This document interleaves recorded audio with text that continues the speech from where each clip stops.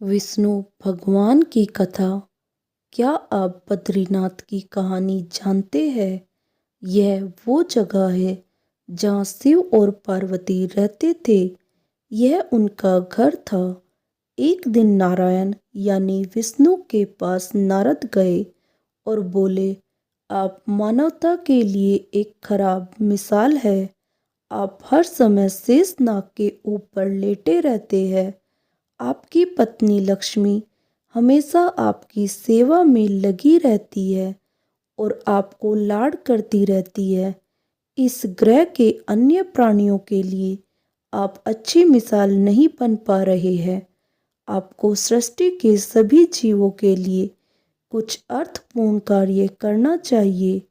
इस आलोचना से बचने और साथ ही अपने उत्थान के लिए भगवान को भी ऐसा करना पड़ता है।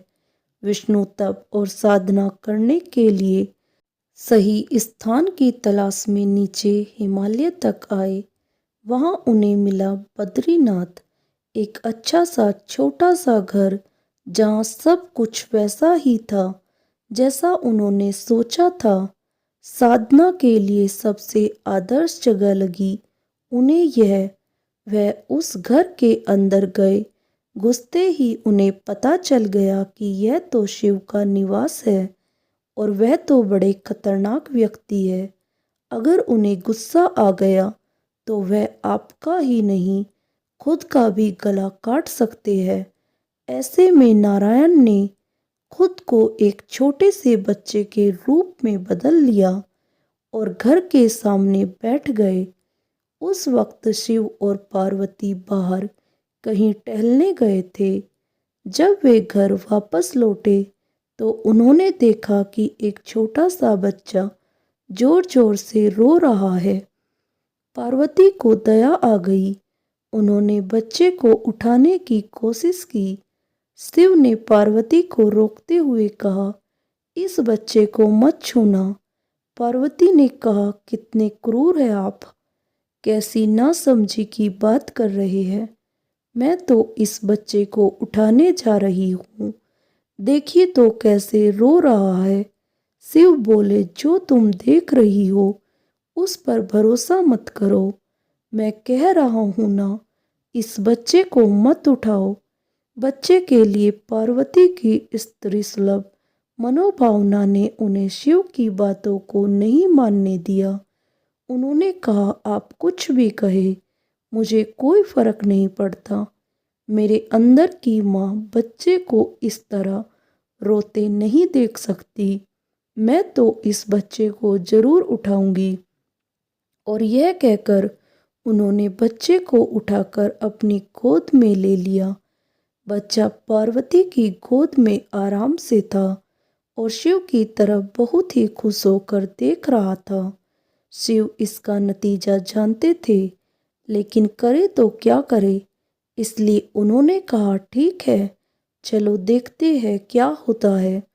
पार्वती ने बच्चे को खिला पिलाकर चुप किया और वहीं घर पर छोड़कर खुद शिव के साथ गर्म पानी से स्नान के लिए बाहर चली गई। वहां पर गर्म पानी के कुंड है। उसी कुंड पर स्नान के लिए शिव पार्वती चले गए। लौटकर आए तो देखा कि घर अंदर से बंद था। शिव तो जानते ही थे कि अब खेल शुरू हो गया है। पार्वती हैरान थी कि आखिर दरवाजा किसने बंद किया। शिव बोले, मैंने कहा था ना, इस बच्चे को मत उठाना। तुम बच्चे को घर के अंदर लाई और अब उसने अंदर से दरवाजा बंद कर लिया है। पार्वती ने कहा, अब हम क्या करें? शिव के पास दो विकल्प थे। एक, जो भी उनके सामने है उसे जलाकर भस्म कर दे, और दूसरा, वे वहां से चले जाए और कोई और रास्ता ढूंढ ले। उन्होंने कहा, चलो कहीं और चलते हैं, क्योंकि यह तो तुम्हारा प्यारा बच्चा है, इसलिए मैं इसे छू भी नहीं सकता। मैं अब कुछ नहीं कर सकता, चलो कहीं और चलते हैं। इस तरह शिव और पार्वती को अवैध तरीके से वहां से निष्कासित कर दिया गया। वे दूसरी जगह तलाश करने के लिए पैदल ही निकल पड़े।